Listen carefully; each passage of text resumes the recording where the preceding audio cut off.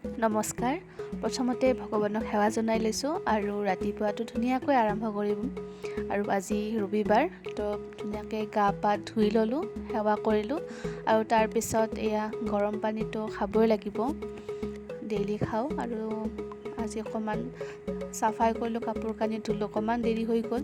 আৰু এইপিনে মই আজি আটা মাৰি লৈছোঁ আৰু এয়া আলু বইল কৰি লৈছোঁ।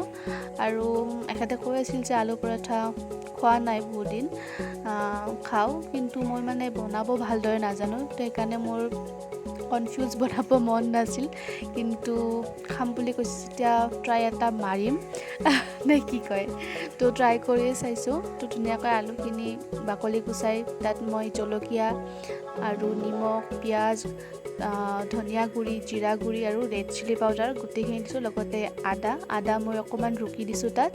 আৰু এয়া একদম সকলোতকৈ টান কামটো মই লৈছোঁ। আৰু যেনেকৈ তেনেকৈ মই বনাইছোঁ আৰু এয়া 4টা বনাই লৈছোঁ দুজনৰ কাৰণে।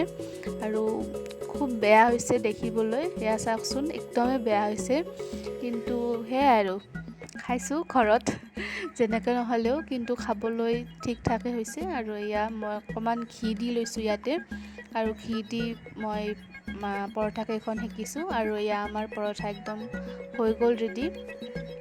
আৰু পৰঠাৰ লগত আজি লৈছোঁ দৈ আৰু আচাৰ।